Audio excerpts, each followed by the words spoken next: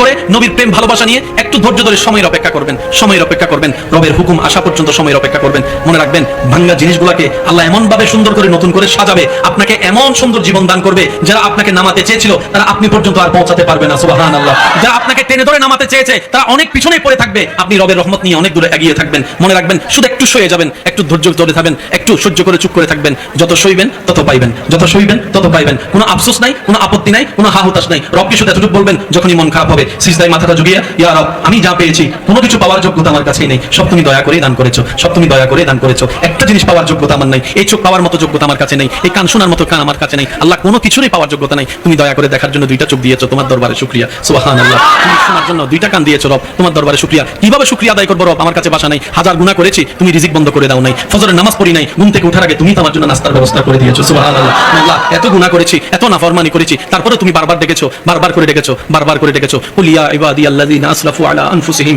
লা তাকনাতু মির রাহমাতিল্লাহ। তুমি বলেছো মাওলা, তুমি বলেছো, বুঝতে পারিনি বুঝার মতো করে আল্লাহ, তুমি এত দয়া করেছো আল্লাহ।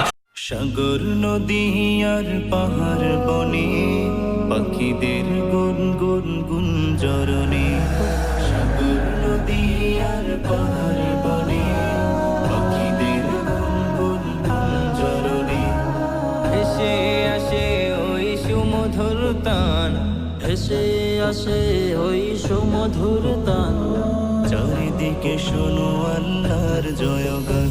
আল্লাহ